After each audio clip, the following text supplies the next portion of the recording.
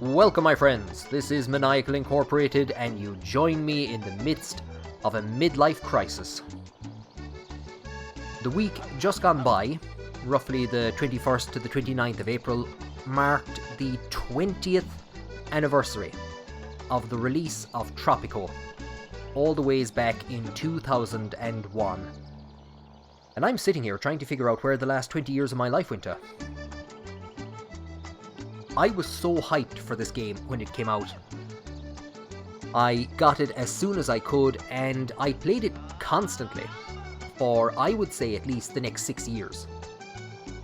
So I wanted to revisit the game, revisit a simpler time, and take a look at probably one of my favourite games of all time.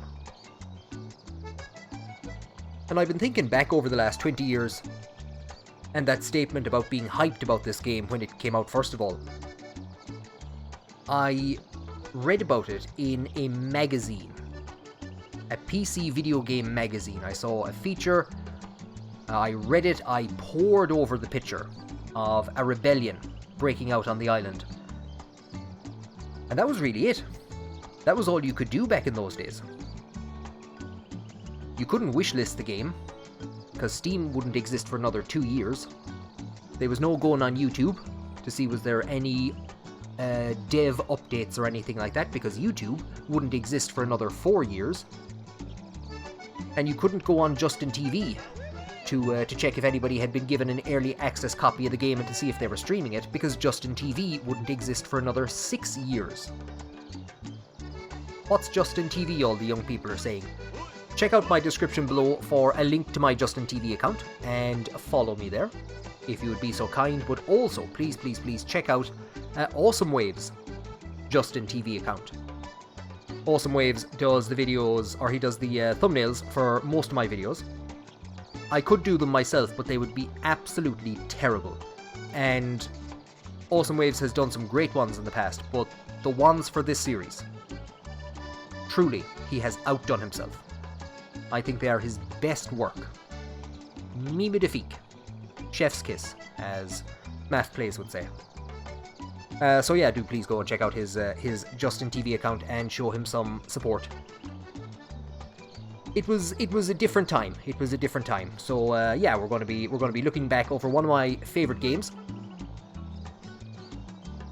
The idea of 20 years of Tropico also reminds me of the title of a book, Fehe Ag Fós, by Murish O'Sullivan. Roughly 20 years of growing, or 20 years of growth. An account of his life, his youth, on the Blasket Islands. The Blaskets were evacuated, unfortunately, in the early 1950s. Life had become very difficult there, as the population had dwindled over the preceding decades, and the people had asked to be evacuated, to be moved to mainland Ireland, and to be resettled. So what I'm going to do for this playthrough is that the game starts in 1950. I know I haven't explained any of the game. You either know what Tropico is, or you're going to see quite shortly. But it's 1950.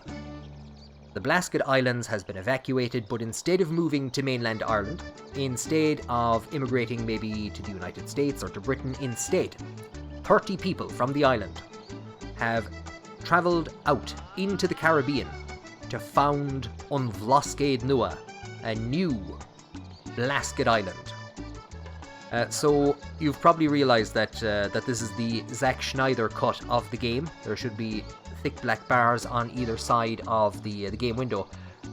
Again, this is 20 years old. Resolutions back in those days, the resolution mines were only starting up. They couldn't mine as much resolution as they can mine today. What's going to happen is, when I start the game, when I create my island, create my ruler, and click on the OK button, I'm going to be dumped out of the window that I'm in now, and the game resolution is going to change. So I'm going to have to stop the recording, change the resolution, and restart it. And when I do that, I will obviously pause the game, and I'm going to rename everyone on the island. I'm going to change their surnames to Irish sounding, clearly Irish names, and we'll be able to follow the starting colony over the 50 years of the game. And this is another thing that I used to do. And this is where my kind of, I suppose, storytelling style, if you'd put it that way, for many of the more recent series that I've done, this is where it comes from, is becoming madly interested in the lives of the people in the games. And Tropico, I found, was a game that let you tell amazing stories, and to see amazing stories, to follow people as they rebelled against you, as they were loyal to the regime, as they worked hard, and to see what happened to their children, to see families lift themselves out of poverty and become the highest paid college educated people on the island, or to see people vanish, to see family lines vanish. So we're gonna see all that. So enough talking. I think it's about time we actually bloody start doing something. Oh, I absolutely love this screen. Again, it just looks fantastic. But here we are in our little island creation. Play a random map. And something that really struck me about this game is it was one of the first games that I'd ever played that allowed you a kind of a build, not alone build your own difficulty, but you could really set the conditions of what you wanted. Some of the character traits for the rulers we're going to see in a second, some of them are give you advantages for minerals. So maybe you want to play a game where you're going to do a lot of mining, you don't really care about vegetation, and you can change other aspects. You can make the island really tall. Maybe you want a really simple game. The higher the elevation, the harder it is to build buildings. Maybe you want a massive map and you want it really flat. You could... It just gave you, I felt, tools that I hadn't seen in many other games at the time. Again, this is pretty much blasé for 2021, but for 2001, this was something else. What I usually do, obviously we're going to start off with the smallest population size. I usually go for low vegetation and minerals. And I actually have some settings that I've been playing this on and off for the last while. I should have mentioned that this is Tropico Reloaded. I picked it up on sale on Steam over the winter sale, not knowing that we were only a couple of months out from the 20th anniversary. But I've been playing it for the last while to get back into it, and I've been finding some settings that suit me. So we have fairly high elevation, a medium-sized island. I think that's actually the starting default. We could either have very little water coverage or a lot. I'm going to, again, leave it at its default. And again, another great page for deciding what kind of a game you want to play. You could just have it as open-ended. You could just focus on economy, which is actually what I used to predominantly do. But we're going to go for a place in history. To secure your place in history, pursue a blend of goals. Happiness for your people. Oh yeah, my people aren't going to be happy. A strong economy to drive your nation, and perhaps a little cash stashed away for a rainy day. So we're kind of focusing on a mixed policy. For special circumstances, the hardest one is, I think, immigrants out. No immigrants will arrive on Tropico on their own. So you can imagine starting with 30 people and going for this is going to be very difficult. I'm going to go for Rebel Yell. The people are more likely to become rebels. And then we're going to leave it at the starting 50% start, or the 50-year end date, sorry. And what are we going to do for the other values? Okay, so we're going to go for moderate political stability. It's going to be harder to keep people happy, and they're going to become more inclined to become rebels, so we might possibly have a rebellion. Economy determines your people's output, and I think it's also going to determine the how many increases and decreases you get in the cost of goods, I think. Random events. If you just watch this now, random events is 142. I'm leaving it. This is it. This is what I'm leaving it at. But if we bring it up to here, 161, and political stability is the other big way to add difficulty to the game. But what random events does is hurricanes, basically hurricanes and disease. And if you get those early enough, they can absolutely finish your run. So I'm going to leave them. Just at the sometimes occur, so we won't go overboard. So I'm happy with my island. We're going to click OK. And now we are into one of my most favourite aspects of this game. I love every aspect of this game. I think it's fair to say there is nothing in this game that I hate, or that I don't like. There are specific things that I tend to focus on, but I just love every aspect of this game. The character creation. Now, we could go with a real historical character. We can view the dossier and we can build up... we can either leave it as it is, or we can start changing the stuff. And they have an extensive list of real historical people. There's Noriega. Now we come to the end, and we have... My god, there's a lot of them. Again, this was quite innovative back in the day. Two guys, Pelido Jaguar and Antonio El Bombastico. Look at that for a beard. They won a competition to be included in the game, and they got to create a dossier for themselves and their actual rulers that you can play as. Of course, this is long before... this was made by Pop Top, I should have mentioned. They did Tropico 1 and 2, and then Calypso came in from 3 onwards, if I'm correct. Or Calypso is involved. And this was back in the day before you had an actual avatar. So this is the only time that you ever see what your leader looks like, we'll say. But this was quite innovative, I think, allowing people to include themselves in the game. Now, of course, I could just create a character here and name it after myself and things like that. But if you look at, we'll say, how Prison Architect had the ability for you to buy a package that would put your player or put your character into the game, and you could create your own character and put it in the game. Again, maybe there's earlier examples of it, but I thought this was absolutely fantastic. And finally, we do have to address the presence in this game of one of the most despotic and tyrannical figures that has ever lived. Lou Bega. There he is, in his hat. So I think he did some of the music for this game, which is why he was included. Mambo number 5 was probably big at the time. It was around, oh my god, lads, where did the last 20 years go? So yeah, Lou was put into the game for that reason.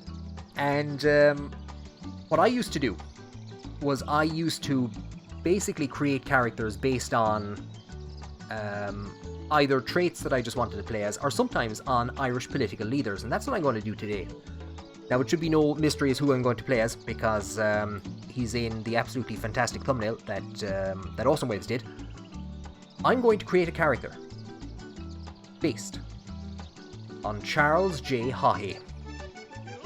And the lore for this is that in real life, in the early 1970s, Haughey was involved in what's known as the arms crisis. He was a government minister, and he was implicated in an attempt to import weapons for the Irish Republican Army, as the Troubles was kicking off in Northern Ireland.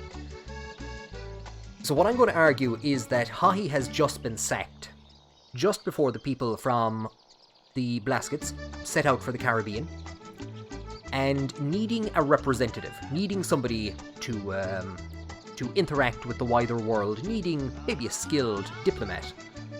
Now that Haughey's out of work, they have offered him the position of king of the island. Many of the islands off the coast of Ireland would have a position that was known as the king, or the Ree. Famously, Tory Island, until recent, was effectively, I suppose, led by Patsy Dan Rogers, who passed away a couple of years ago. It was a semi-hereditary, semi-elective position.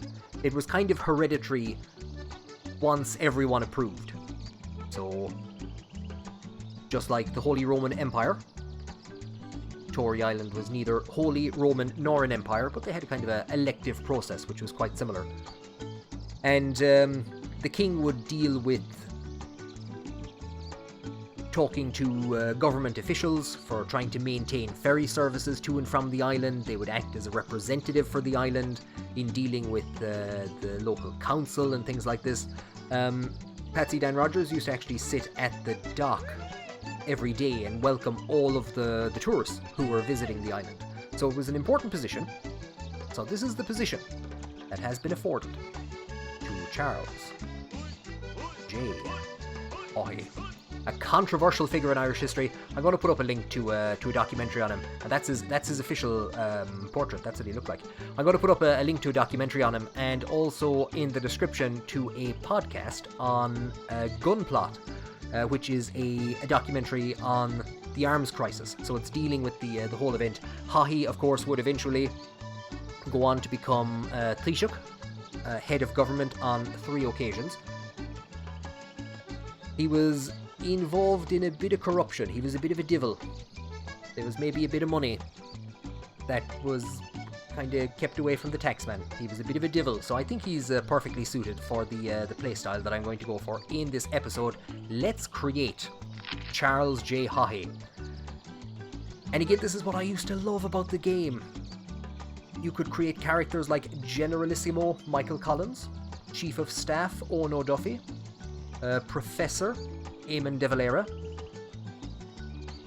It gave you a lot of options for creating historical characters, or again, like I said there, we have minor, so if you wanted to specifically focus just on a mining game. I'd be interested to see how people would create, maybe we'll say Eamon de Valera. I was thinking of playing as de Valera for this playthrough, but I decided it wouldn't make much sense for de Valera to be putting money into a Swiss bank account. For Haughey, it makes a good chunk of money, or a good chunk of sense, I should say.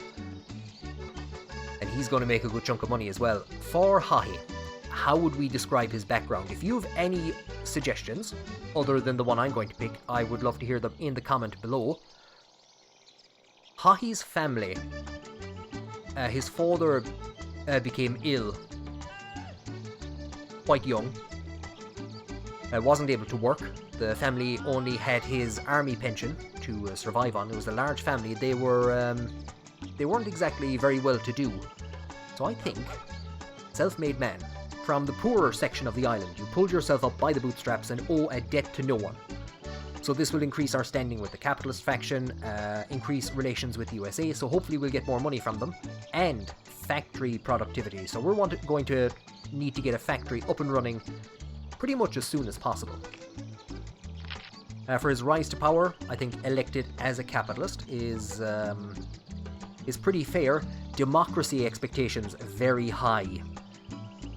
There's elections in this game, and I don't always win them. I think it's the most suitable. Heir apparent, Fianna Fáil was very dominant at the time, but of course Haughey lost power on a couple of occasions, so I think we will leave it as elected as a capitalist. +5 with them, again increased relations with USA, very high liberty. So we're going to have to provide elections and keep the people voting for us. Qualities and flaws, again, I would love to hear some input on these. We do have to accept Haughey was a very charismatic figure. Overall respect, +5%. Radio and TV dogma, +50. It's going to take me a while to get radios and TVs up and running, but that overall respect is going to be fairly beneficial. And you could say scholarly, but I think it's more fitting. Haughey graduated, I think, with first-class honours in commerce. I think he served as Minister for Finance, and of course he showed tremendous financial genius in the way he wielded his own personal finances. So again, more factory productivity, bank and shop building costs will be reduced, and again the capitalist faction on the island will like us a lot more. And we're finally into the flaws. I think there's a number here that we could pick. Again, I'd like to hear any input anyone has. I'm going to deselect these two. He did, of course, have an affair with Terry Keane, which was revealed on the Late Late Show in the late 1990s. But I don't think the description fits him very well. Your regular visits to houses of ill repute? I don't think that suits Haughey. What suits Haughey? I think down to the ground. Short-tempered and pompous. So our relations with the USA have now taken a hit. It's more expensive to issue edicts, and the intellectual faction and the militarist faction don't like us. Were the army everyone happy with Haughey? Do you know what? I suppose there was still a bit of bitterness there. By the way, a few members of the army felt that they'd been hung out to dry, and their careers pretty much came to an end, while Haughey would later go on to become Taoiseach. So do you know what? I think that's very suitable. His standing with the intellectual faction was a bit difficult. He was a great patron of the arts, but he was also a bit of a devil. So I think that's very suited. Maybe actually if you switch those two numbers around, it'd be more appropriate. So there we go. Here is our leader, Charles J. Haughey. Very high democracy expectations. +5 overall respect, which is going to get us through some of those early elections. +25 with the capitalist faction. +5 only with the United States. +55 factory productivity. And the edicts are going to cost an extra bit of money. What I'm going to do is I'm going to press OK.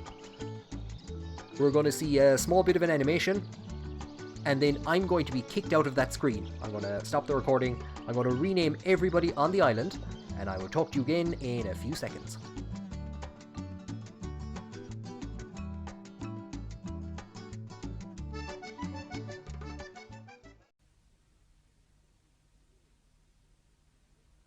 Good evening. I wish to talk to you this evening about the state of the nation's affairs. And the picture I have to paint is not, unfortunately, a very cheerful one. The figures which are just now becoming available to us show one thing very clearly. As a community, we are living way beyond our means. I was just about to do the intro again. Welcome, my friends, because I've just clicked record, and out of force of habit I was going to do the intro again. Right, here we are. Here is An Blascaod Nua, our new home, where our colonists from the Blasket Islands are going to try and build a new life for themselves. They've already set down some shacks, they have a couple of farms, the presidential palace, where Charles J. Haughey lives, and a dock and a construction office and a teamster office. That's pretty much all you start with. And all I've done so far is pause the game. I have renamed the starting, I don't know what you'd call them, the starting regions, the names that pop up. Sometimes there's only one, sometimes there's two. This time we've been given 3. So up here we have An Blascaod. I don't fully know what this middle name, this middle word means. I've seen a couple of different interpretations of it, but it's the highest peak on the Blasket Islands, and as this here is the highest peak on our new tiny island, I've named it An Blascaod. Over here is Dunquin, named after Dunquin. So that would have been the closest point on mainland Ireland, well, the closest kind of, you wouldn't really call it a port, but where people would row to and row from to get to and from the island. And here, of course, is the capital itself. I presume the island is called Tropico, so the capital will be known as An Blascaod Nua. So that's the first thing that I've done, and the second thing that I've done, we can see some of them running around, our inhabitants, and I've renamed all of them. Claudio O'Dolig, Andrea Ni Fernandez, I'll explain that naming in a second, Benita O'Sullivan, Diana O'Kineda. So what we can do is come into our almanac, bring up our list, look at the national origin, and of course everyone in game terms was born on Tropico, and I've given them all Irish surnames. All of them start with O'Fada, so Hernan O'Hucagoin, Carmen O'Callig, Santiago O'Donnell, Juanita O'Donnell, Claudio O'Dolig. It's hard to pronounce the name sometimes because the mix of Irish and I suppose Latin naming structures gets a bit confusing. There are a couple of people. So if we look at Esteban O'Sullivan, he's a soldier in the palace. So he has his wife, Benita O'Sullivan, and 2 children, Edgar and Chico O'Sullivan. So most of the characters in the game are married. So here's Chico O'Crihan and his wife Pia O'Crihan, and she's a mother, so she's going to have another child shortly. So these figures are going to have children shortly. But there's a couple of characters then that are unmarried. So we have Andrea Ni Fernandez, and when she marries, if she marries, then what will happen is the game will replace everything after the first word with, let's say she marries, I don't know who's not, let's say she marries Claudio O'Dolig. The game will replace everything after Andrea with everything here after Claudio. So she'll become Andrea O'Dolig. So I didn't bother changing her surname. There's a couple of other characters. I think there's one other character who is the same. Anna Ni Montana. I think she's a cousin of Hannah Ni Montana. And then we have a couple of other interesting characters. You usually start with 2 retirees. So if you start the island with 30 population, you start with 2 retirees. Sometimes they're married, and they never have children. So their surnames, again, are going to die out. So I have set them up in honor of 2 characters. We have Patsy Dan Rogers, named in honor of the King of Tory Island, often regarded as the last King of Ireland. And I don't think they've appointed a successor to him, or somebody to represent the island after he passed away. So he might very well be the last King of Tory Island. A fascinating character. I'll see if I can find some videos on YouTube and link them.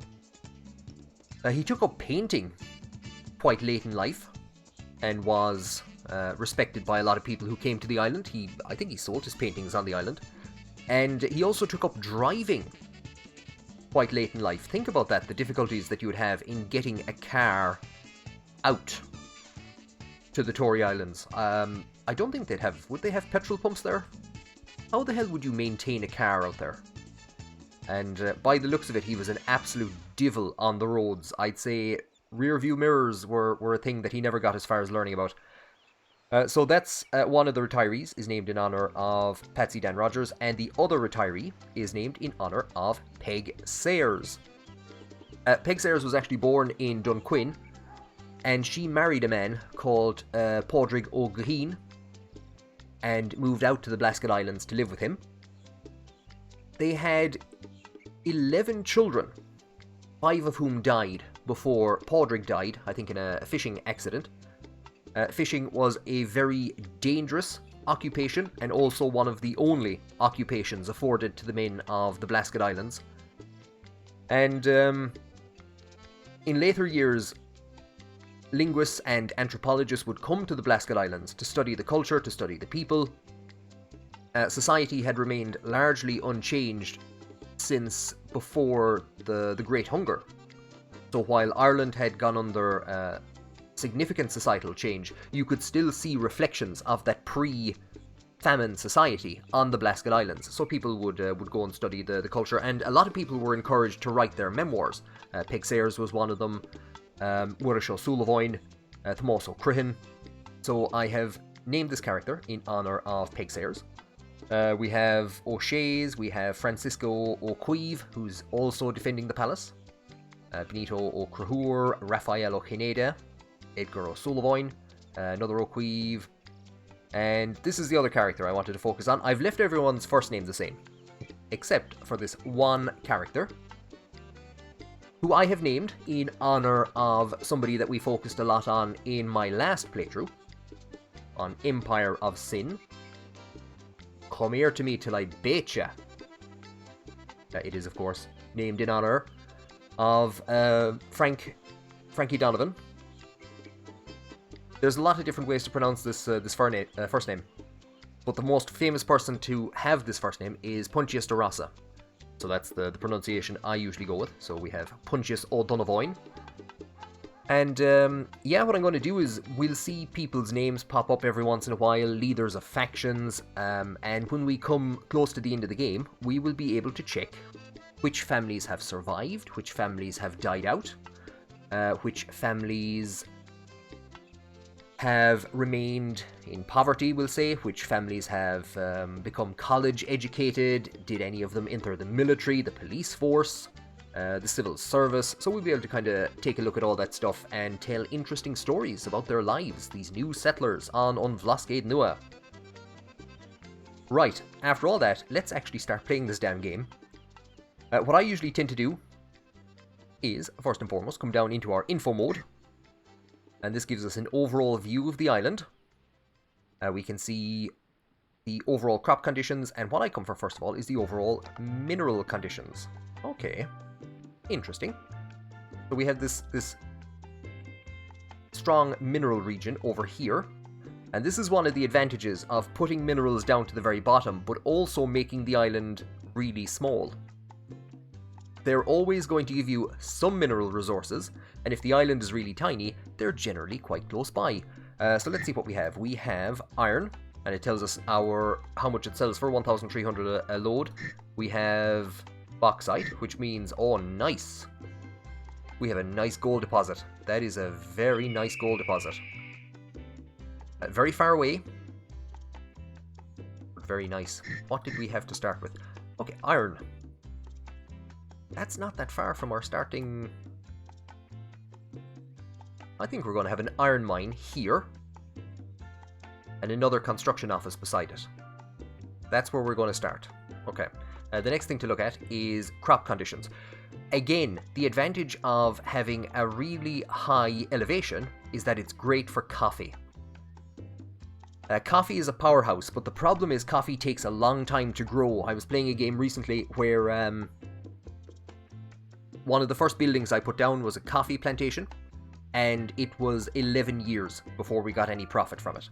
So between getting the building built, getting people up there to plant the coffee, getting the coffee grown, and then getting it down to the dock, that generally takes a long time. So let's see what we have. We have corn.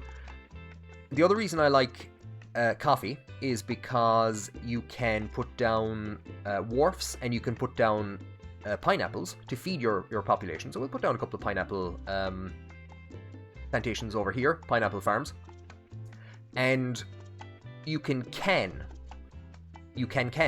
those three goods. You can coffee, you can pineapple, and you can fish. So it leads to a really strong kind of industrial effect, and of course that's what we want to do, is try and get a farm up and running as quickly as possible. So we're going to put some pineapple farms down in this region. I played this game for years before I knew there was a way of rotating the map. My mind was blown away. I don't think we could get pineapple down there. Let's see what else we have. There it is. Look at that. Oh yes, look at that. We're going to put down one coffee farm anyway, definitely to start with. And let's see, if sugar is usually bad, you generally need lower, flatter ground for the sugar. We could put down sugar there, but it tends to move around and change a bit. Perfect, this is what I wanted. I want all the things. Cigars, or tobacco. So tobacco is going to form the other prong of our industry. Okay, so we're going to get some coffee up here. We're going to get some tobacco in this region. We're going to put some pineapple down here. Okay. So generally, what you want to do is you want to spend a bit of time setting up your economy to begin with, because this is going to determine the next 10 years of the game, and possibly the 40 years after that. A bad start, and you're gone. So let's actually get into doing some things. We can come here to our mines. We will put this to iron only. We'll put it there for now. Like I said, I'm going to put a construction office here. So we can start getting some construction workers here ready to push out and put down mines in this region. So as you can see, we've already spent 4,000 of our starting 10,000. What are we coming for first of all? Okay. We can press T, and it makes our trees go away. We don't have... We could put a lumber mill here, or a logging farm, I mean, or even over here, a logging farm. A logging camp. We could put a logging camp over here, or over here. There isn't a great amount of lumber, but it would jumpstart the economy straight away. If we can get that mine built, do you know what? We don't need it. But this was a lovely little feature. Just make the trees go away so you can see things clearer. And again, I haven't explained it, but these green regions are better for growing pineapple than, we'll say, up here. This would be a bad pineapple place. We can't rotate the buildings or anything like that. Only some of the buildings can be rotated. We'll put down 2 to begin with. And we have a new region. I will rename that in a second. We will put down, I think, just the one coffee plant to begin with. We'll put it there. Charlie Haughey can look out the windows of the presidential palace and see a coffee farm. And the other thing that I wanted to do, first of all, we'll change this farm to tobacco. The starting farms are always coffee, and the farms can provide food for about 30 people. So at the moment we have food for 60, and we're going to put this place growing tobacco straight away. And what I can do then is, we're not now as desperate to put down a second tobacco farm. Now the last thing we want to do, or that I want to do, is put down some housing. We could put down 4 of those. I think, yeah, we have a lot of buildings down. We don't want to go overboard and create too many industrial buildings to start. I think that looks good. So what we're going to do is we're going to start with some houses, because of course we have an election to win at some point in time. We want to win that election, so it is best to get some houses down to keep housing happiness up. We're going to be seeing all about happiness now in a couple of minutes. There are so many systems in this game, and they all flow together so well. It is amazing. So we can see these are the places people have started putting their shacks, because it's close to where they work and it's close to where they get food. So it's a good idea to kind of follow that. Now I don't want to put down buildings. There's a lot of these buildings. I also want to leave room for when we get it. It's tenement buildings, and this is going to be our kind of main city, so I don't want a ton of shabby houses blocking up this region. And you know what? It's nice to give them a view as well. We'll put those 2 down so they can house 1 family. These ones can house 2 families, but the quality isn't as great. So what, we'll throw those down slap bang in the middle. And before we start, these are our teamsters. They're going to pick up output store from these farms, and to start with, they're going to take them to the dock, but then later on they will take them to industrial buildings. Now at the moment we have nothing, so we'll fire those 2. Of course our dock, like I said, is going to export goods, so ships will pull up to the dock and any goods will be put on it, but we don't have any. So I'm going to fire that guy and prevent anyone else from taking a job there. And the last thing I'd say, what we will do is we will get this construction office prioritized. And I think we're ready to go. Okay, we have one more task. So anything in this game can be named in this fashion. I don't have a huge amount of names, but there is one that I want to use. Inishvikalon. I kind of like the English spelling of it. Inishvikalon is one of the islands off the coast of, or it's one of the Blasket Islands, but it was actually purchased in the late 80s, I think, or the mid to late 80s, by Charlie Haughey. And the Navy had to put together a plan to evacuate him from the island for government votes if he was on the island and he was needed in Dublin for an emergency session of Dáil Éireann or something like that. So, yeah. Haughey, actually one of the owners of the Blasket Islands, and now ruler of An Blascaod Nua, has renamed this region in honour of Inishvikalon. We start on the highest speed. And pretty much keep the game going in the highest speed. I don't know, I like it going in the highest speed. So here are people milling about, going about their lives. We can hear some people, there they are, working away at the corn farm, putting down corn. There's a mother looking for food. And if we come to our construction office, we can click on it, we can see what people are doing. Right, we have a couple of people. That's not what I want. So they're working on this house. So what I'm going to do, I'm going to select Santiago O'Donnell. And that must be awkward for him working with his wife. And we can see what's all of his stats. We can see what's important to him. So housing is moderately important. Job is the most important thing at the moment, and it's not very well fulfilled. We can see what factions he belongs to. So he's strongly communist and strongly environmental. We can see where he works, his housing conditions, his family, his education, and what his strongest skill is, and we can see what he's thinking. Now, I don't want them working here, so what I'm going to do is I am going to, like I said, I'm going to right-click. I'm going to right-click. We can see him in the corner. He's not coming over here.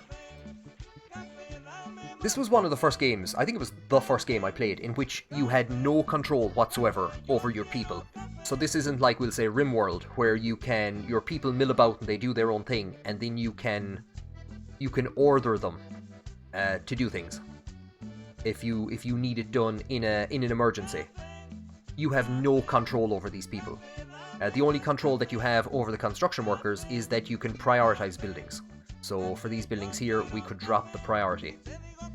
And that's it. People will live wherever they want to. You can put down housing. I could put down great housing over here. Not a lot of people would move to it because they have other concerns. They want to be close to food. They want to be close to where they work. If we're in a famine and I desperately need one of these farmers, instead of like, stop, it's grand, harvest this, harvest this, harvest it. Okay, he's actually harvesting something else. But you have no control over these people. And your job as leader is to basically build the infrastructure, build the logistics, to get these people to and from work, to put houses where they're needed, to put buildings where they need to go, and make sure that you have the construction workers to build it. So it was a fascinating game back in the day. And I think probably one of the most influential management sim or builder sim games. I'm still blown away. And revisiting this game, I'm blown away by how just innovative it was. Our almanac. This thing is absolutely amazing. And again, I mentioned Punchius O'Donovoin. In comparison to some games that I've played recently, the complexity of this game, the amount of information that this game contains, and the ease and simplicity with which it's presented is staggering. Is absolutely staggering. Here's our overview. Threats to power is very low. Average worker pay is very low. Happiness. This is where we're going to spend a lot of time. We can click on it. We can see housing quality is at 20. All of these numbers are going to start dropping until we can start providing for them. So it tells us how our people's religion needs are met, entertainment, healthcare, crime, living environment, liberty, job quality, food quality. Click on that. Another page. The island's overall figures. Meals produced 18, eaten 61. So that's just for the first year. We'll get that under control now shortly. This column is going to move to the right quite shortly in 1951, and we will have a new set of figures here. Our politics. So we can look at the factions. We can look at the faction leaders. So Esteban O'Sullivan is the leader of the militarists. There's 16 of them, and it tells us what he is and isn't happy about. Who's unhappy with us? The intellectuals, very small. Very fitting. Peg Sayers, after getting her biography written, is the leader of the intellectual faction. There's only 6 of them. Say what you will about our country, we have more liberty than most. We should thank Charlie Haughey for our freedoms. There you go. So we can see all of that. We can see our relations with the United States. To see what they're happy with and unhappy with. They have given us, between themselves and the Russians, $2,300. So starting off, this is going to be our main income, basically, is money that is given to us by either the USA or the USSR. Our economy is non-existent at the moment. Just this massive page of lists, all these different lists. Who's happy? Oh, the babby Benita O'Dollig. and Ignacio Ocrahur. They're the only two happy people. Everyone else is content. To be a child who respects Charlie Haughey, what jobs people work in. It is just staggering. The complexity, the depth of information, and the ease and simplicity with which it is presented. I think if you were to remake this game exactly as it is, no changes whatsoever to the underlying code, update the resolution, update the UI, greatest game ever. As it is, greatest game ever. Doesn't make a difference. And here's our score. Happy citizens, every happy citizen, the two happy children give us a score of 4. Content citizens are 1 each, so 2 for happy, 1 for content, -2 per unhappy citizen. I know that from experience. 1 point per 1,000 in building value, so buildings that have been constructed. 1 point per 1,000 in the treasury, and 5 points per 1,000, rounded down in both cases, in the Swiss bank account. And then that's multiplied by our multiplier to give us our final score. So there you go. That whirlwind tour is pretty much all you need to know about how to play Tropico. From now on, it's just try and fail, and pause the game as quickly as you can at the start of every year to take your money from the Soviets and actually use it to build stuff. I always forget about that. I was talking too much.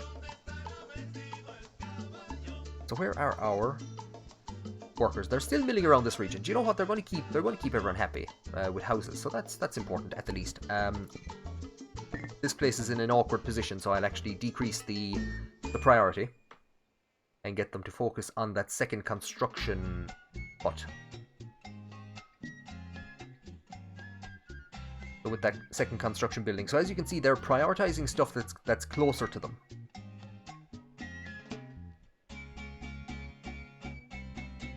And also, this is an absolutely fantastic soundtrack. Usually, what I would do is when parts of the game when there's nothing happening, I would usually, we'll say in CK3 or something, I would edit that bit out. I'm going to leave this unedited, so you can enjoy this absolutely fantastic soundtrack.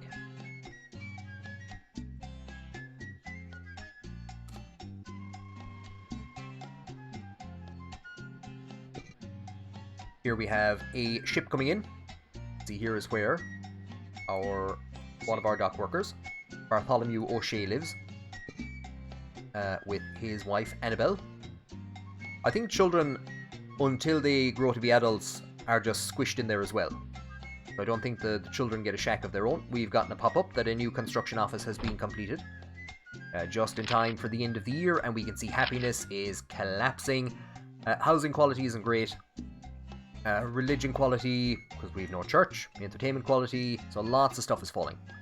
Not a whole heap we can do at the very start of the game.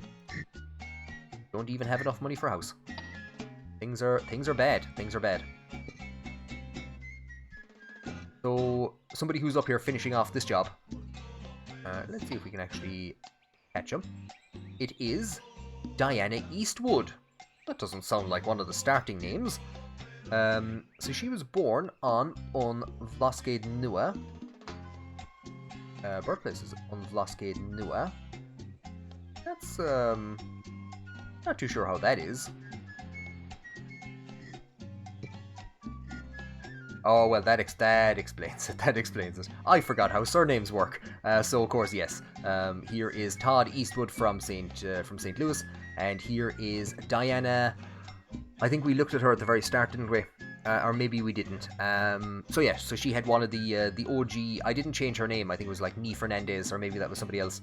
But so what's happened here is she has married Todd, and she has taken the end part of his surname. So that's how the surnames in the game work. Everything after the first name, which causes a bit of problems, because I know the game itself can generate characters called Juan Pablo. So if we say Juan Pablo O'Shea, and if he had a child called Miguel, he would be Miguel Pablo O'Shea. Anyway, look, there you go. Where else on YouTube are you going to find intricate videos on the naming constraints of characters in Tropico? Here's Diana. Here's her rest meter. So what's going to happen is she's going to go home. That's what's going to happen. I'm going home to get some sleep. So if her home is over here, and the only food source is over here, and I want her to build something over here, what's going to happen is she's going to walk to the construction office. She's going to walk all the ways over here, which is going to make her really tired. She'll probably do very little before going back to her house. And then she wants food, so she goes all the ways over here, gets the food, gets really tired, and comes back here. On the other hand, if we can keep everything in a really close zone, so for the guys who are going to work here, if we can keep their housing, if we can get a marketplace, they work, they go to their house, they work, they get food, they work, we can get a lot more done. So again, like I said, it's pretty much about the logistics of the game. We have 2 new settlers coming onto the island. We are beginning to get the first goods taken down, and there actually is some tobacco, and there is some, because it was just in bags, it was grain of some sort. The only other thing we're producing is corn, so it's corn. Again, just the visual cues that the game gives you is absolutely fantastic. What I like to do is, if I was to put a road here, it would destroy that tobacco. So what I'm going to do, just the way I know kind of the extent of my roads, I'll put that there. God, that is a terrible road. If they can walk on that, fair play to them. And again, we're back in Tropico 1, so there's no cars. There's no cars, as you have in later Tropico games. And you know what? I prefer this. If you look at some of the old images from the Blasket Islands, you can see, obviously they never had cars on the Blaskets, but you can see the narrow roads crawling their way up the side of very steep mountains.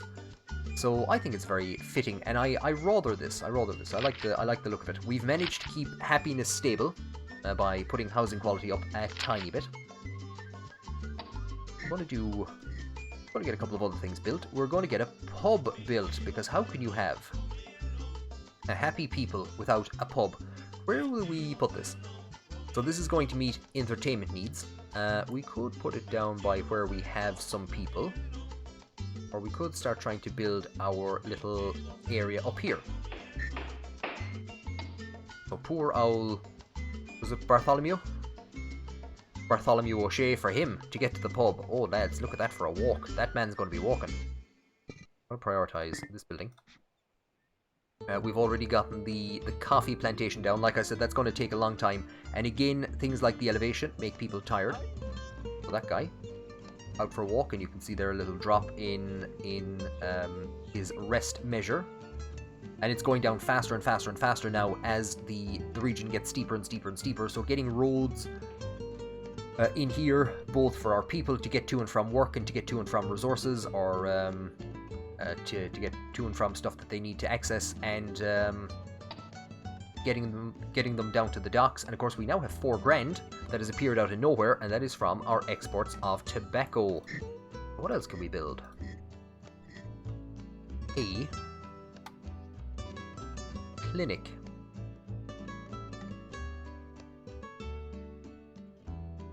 Which we'll put there. Medical center. And because people are putting down houses over here,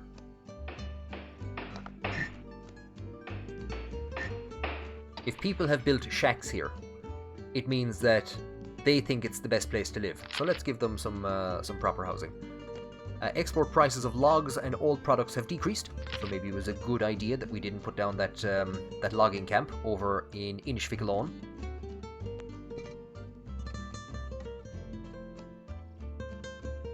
We have a tobacco farm.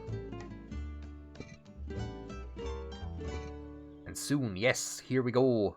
Bill Luther has arrived. I think he's probably just off the boat. And he is going straight to work. Fair play to him. That's dedication to you. Straight off the boat.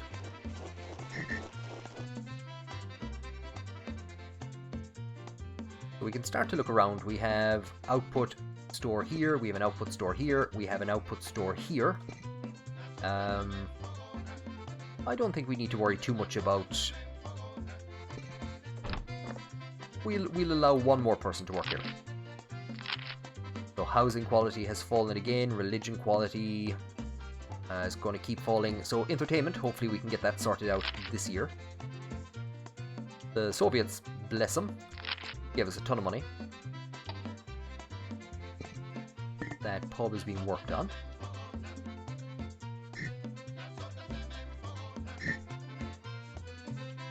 I don't want to clog this region up too much, says the man who's now putting a ton of houses down in the very region he said he wouldn't. But again, if we can keep these people happy, it's going to stave off being voted out of office. And that's very important. I'd say we might as well put down houses over here for the dock workers. Again, the argument is to be made that they... Oh no, we don't have the money. I think there maybe will be a better choice. We have our pub up and running. Hopefully somebody will come and work in that. We usually start off with a couple of... So we've 3 college educated and 2 high school educated. The problem is that these 2 are going to leave the army. So they're going to leave the palace, and they're going to, more than likely, they're going to leave and go and work in this clinic that requires college educated. So high school educated and no education. So much greater pay. People expect pay on par with their education. Makes sense. We're seeing more goods coming over. Again, more corn being exported. We're going to see a lot of that in the early days. And really, that's one of the only ways that we have of making money. We can make money, but not a lot, off of rents. That's not too bad.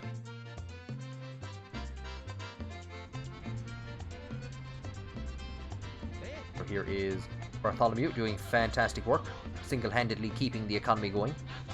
Where were you? That's it, get to work. Now, what do we want to do? I don't think we have a lot that we can do immediately. Pretty much just try. And you see now that we have a mine, a pub, and a construction office down here, now we have a lot of shacks appearing. So let's... I do like to give them a nice little view down on the...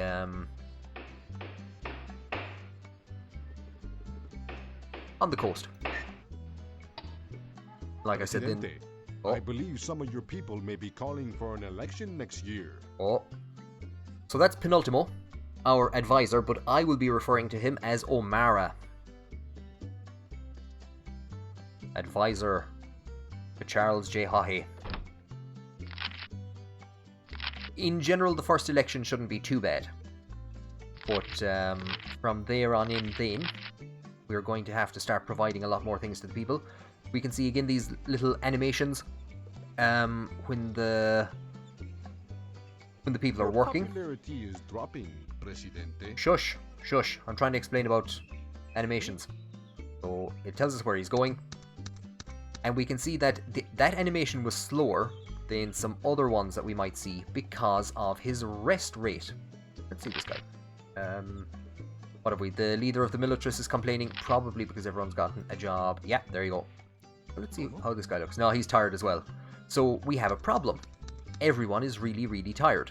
And that's going to slow down the amount of goods that they get per whack of the ground. How are you? Look at this now. This is a man who got his night's sleep and full of energy. And is he going out for another go? Going to chop down a tree to open up a region for mining. And he does. So we saw with the last couple of people, they came over, they went out, they did one mining, and left because they were too tired. This guy now is on his third wallop, so he's collecting more minerals per trip, and he's making more trips, and that's because he is probably living close by. Many of your people are complaining that there has not been free elections since you rose to power 6 years ago. If we don't hold elections, we risk public backlash. If the people feel they cannot express their conscience for or against you at the ballot box, they are much more likely to take up arms against you now or in the future. So to start with, we are going to be allowing elections, and I hope we will continue to the very end allowing elections. Who knows what way things will go. We can see here we're currently 31 in favour and 17 against us. So 17 will vote against us, 31 will vote in favour if the election was held right now. The bars on the outside are the people who support us the strongest and who are going to vote against us the strongest, I suppose is the way you could put it. And then here in the middle are people who could be swayed either way. Maybe by a pay rise, by a bribe, by a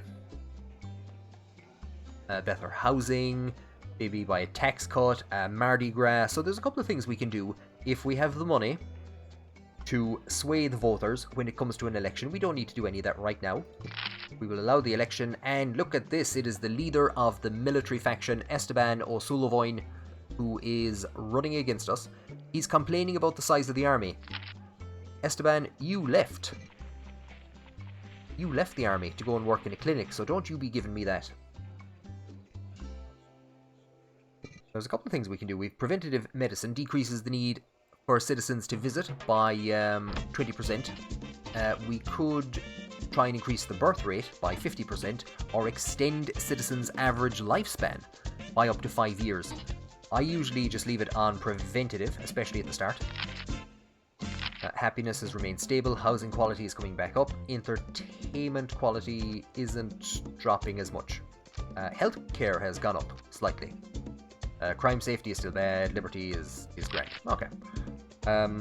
We're still in better relations with Russia, generally because we're providing housing and we're providing jobs. In general, until we start providing industrial buildings, the USA won't be the happiest with us, we'll say. If we look at our economy, nothing exported last year, and lifetime exports 10,000. So, yeah. But we're getting the economy up and running. Look at this. We have some beautiful, beautiful coffee plants, and when we see red berries appearing, we'll know that they're ready for harvesting.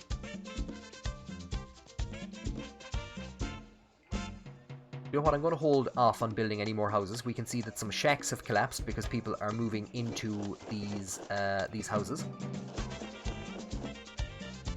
I'm going to hold off on building any more houses to see will they get these last two. What are they, pineapple? Yeah. And we might even see then about putting down another tobacco farm. Put that down there.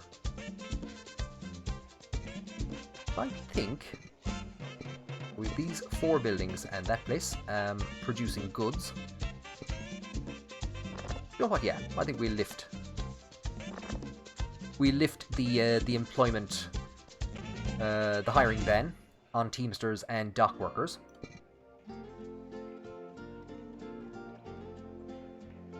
Do we see any of our 2 dock workers doing anything? Not at the moment. And I do love how, as they mine, they actually change the surface of the region. We're going to win by 60%, or we're going to get 60% of the vote. Although it appears you're on path to victory. We have an option to guarantee the win with complete certainty. If you'd like, we can make a range to have one of your supporters monitor the ballot box. So they can make arrangements to basically rig the election. No more than 20% of the ballots can be reinterpreted. So we have to get 30% plus 1 support. If we have that, we can rig the election. That's going to cause a lot of problems for us because it will It'll be noticed, and with very high liberty and very high democracy expectations, people won't be happy. Basically, you can imagine if an election in Ireland was rigged tomorrow morning, what the backlash would be. There is no need at the moment for such actions. I will prevail honestly. But it gives you tons of options as to how you want to play. If something went terribly, terribly wrong, and I felt that we might need to try and start rigging elections, I might start to favour the USSR and try and get a military base on the island, because our democracy expectations are so high.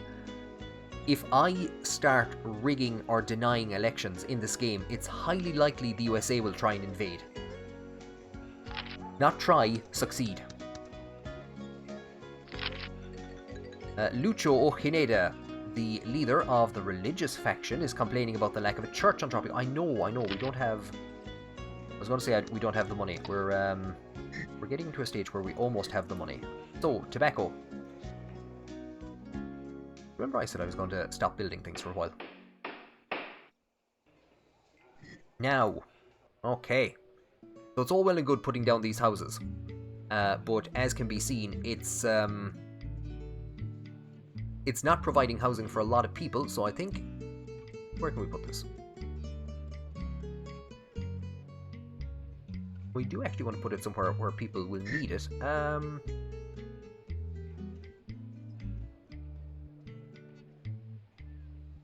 There.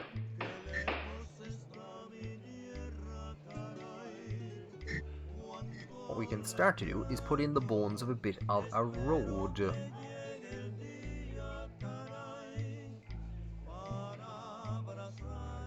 I'm sure we might as well. Seems as though we've nearly bankrupted ourselves. There you go. I will put the priority of that up.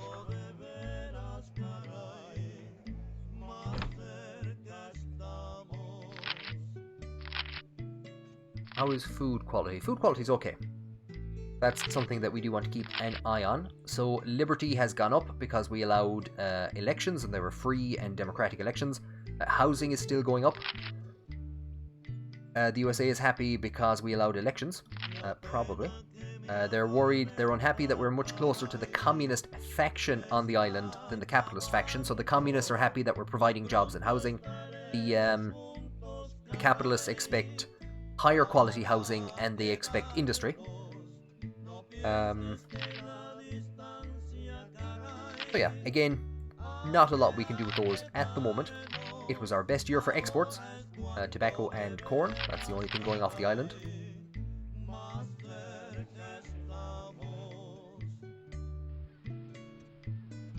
And we can see, as well as a teamster bringing over some goods, an actual farmer has gotten so sick of the amount of goods that we've left hanging around that they're coming over with some stuff as well.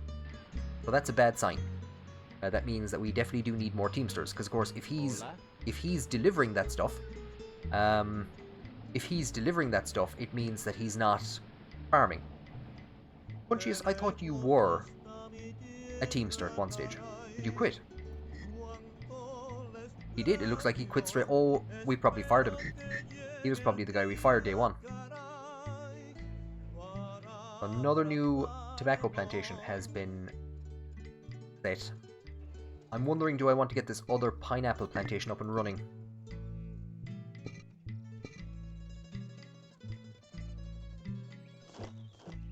I think there's a good distance between all of them. We obviously don't want everything on top of each other, but I think there's a good distance between everything up here.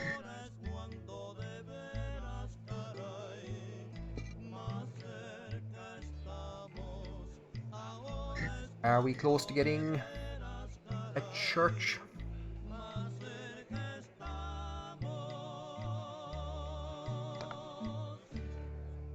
$6,000. It's a hefty expense. I'd like if... Okay.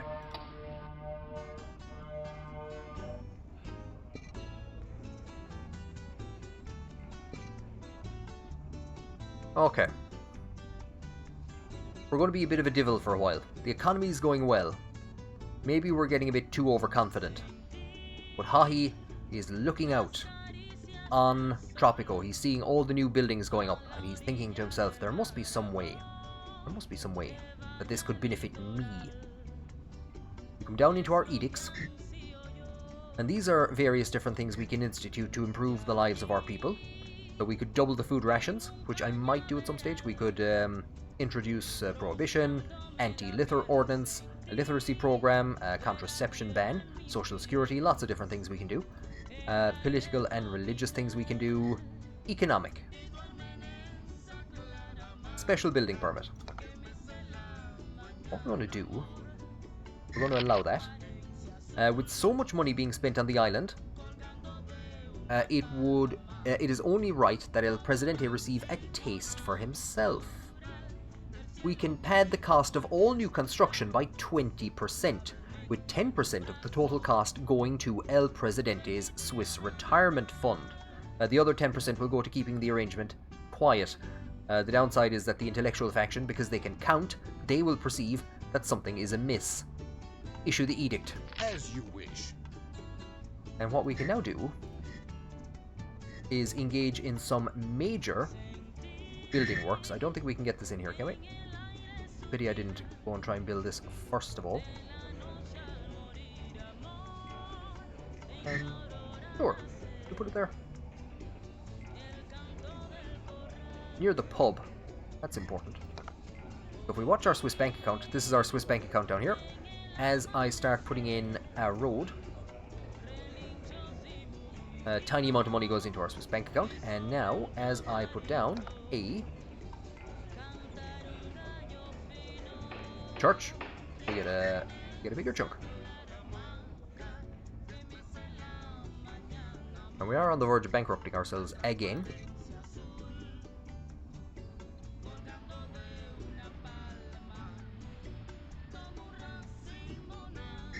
It's possible I don't actually have the money. I was going to say it might be an idea to put down a wharf, maybe here. That'll be the next thing I build. I might hold off for a short while. So this will start to at least keep the religious community happy, I hope. Happiness is fine. But total profits this year were good. So what, we have the money for that wharf.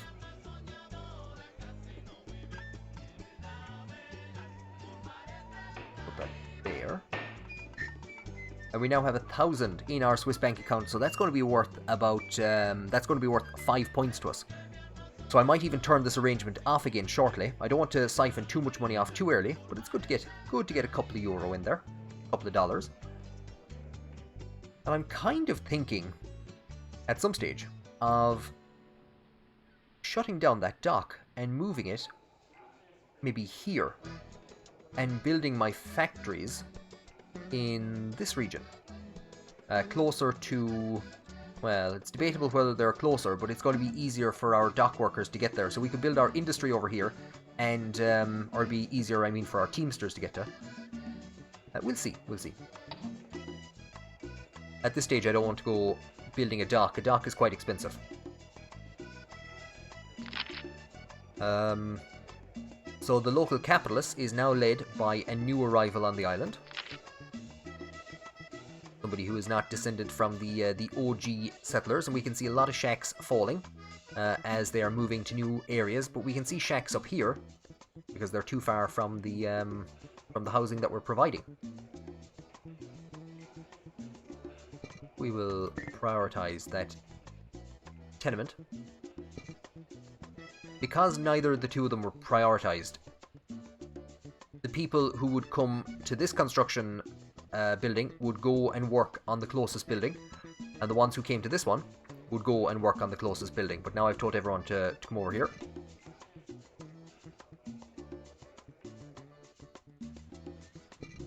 Now we can see we have no output store. I think the other thing we're going to have to do is pause very quickly. Control-click to increase the wage of all uneducated. Control-click to increase the all high school educated, and then give the soldier an extra 1. And Control-click increase all college Esteban O'Sullivan looks to have passed away. We can't focus on characters. We can't mark them or put a pin in them as you would in CK3. He either died or he emigrated. Who knows? Might have gotten sick of living on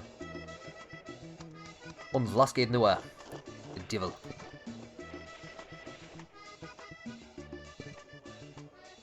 Now for housing, people won't pay more than 1/3 of their monthly income. So by putting everyone up to 6, we should be able to increase the cost of living on, or we should be able to increase the rent.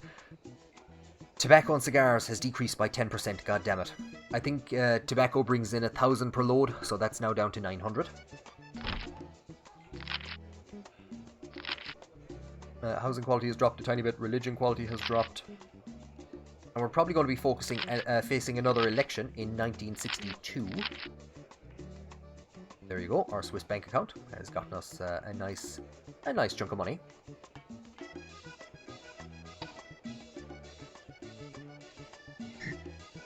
Put in a bit of a road just to get. It's not a great road. But again, it's just giving a bit of definition to the region. So what I'm going to do is I'm going to see out this year, and I'm going to call this episode there. At the end of 1959, we have set. We haven't made a huge amount of money, but we have put down. We have formed the basis of our economic growth throughout the 1960s. We're seeing red berries beginning to appear on our coffee plantation. So again, it was one of the first buildings I put down. And it's 1959 and it still hasn't generated any revenue.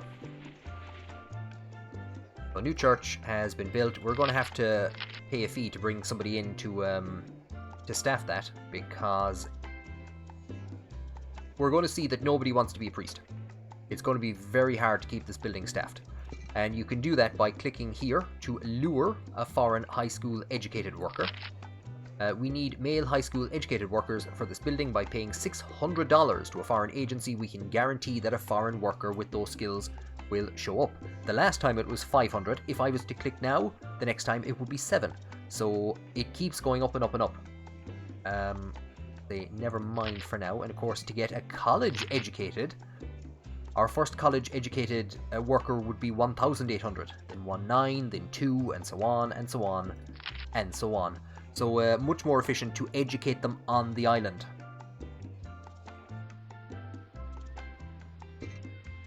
Oh my god, we have a lot of stuff to be exported. That is fantastic. We still haven't gotten any additional workers into our Teamsters office, which is a bit disappointing.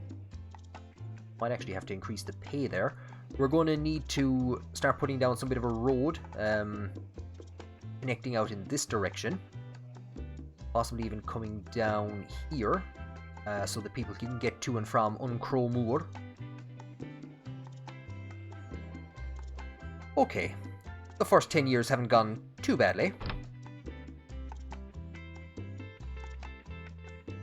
I can't pause until I actually get... I didn't know that. This is 20 years on and I'm learning new things. I didn't know if I could pause before clicking out of this window.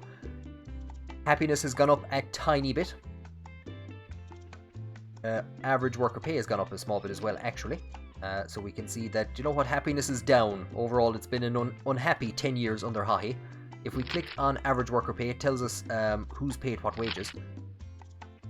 But what I wanted to check was income disparity. Yes, so 14% income disparity.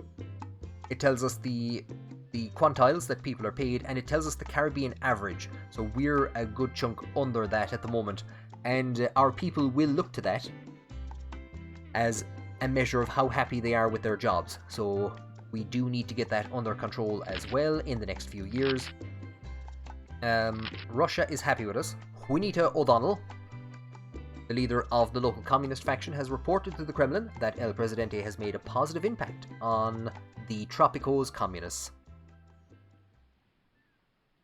So you'll see that Russia's opinion of us depends on Juanita's report.